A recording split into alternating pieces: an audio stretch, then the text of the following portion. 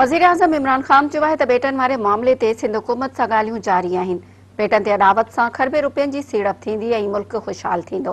मुल्क में 50 सालनि खां पोइ 2 डेम ठही रहिया आहिनि। डेमनि ठहण सां सस्ती बिजली पैदा थींदी। हुकूमत ग़रीबनि खे सस्ते अघ ते घर ॾियण जी कोशिश करे रही आहे।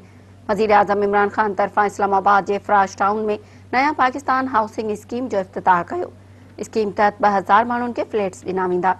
तक़रीब खे ख़िताब दौरान वज़ीर आज़म इमरान ख़ान चयो त नया पाकिस्तान हाउसिंग स्कीम तहत अहिड़नि माण्हुनि खे फ्लैट्स ॾिना वेंदा जिन फ्लैट्स जे बारे में कॾहिं सोचियो बि न हो। उम्मीद त फ्लैट्स वक़्त ते मुकमल थींदा।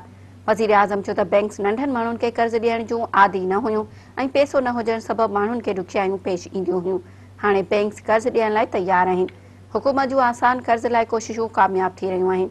तक़रीब खे ख़िताब दौरान वज़ीर आज़म चयो त कराची जे बेटनि ते नओं शहर अॾण लाइ परॾेही सीड़पकारनि दिलचस्पी ज़ाहिर कई आहे। उन ते सिंध हुकूमत सां ॻाल्हियूं जारी आहिनि।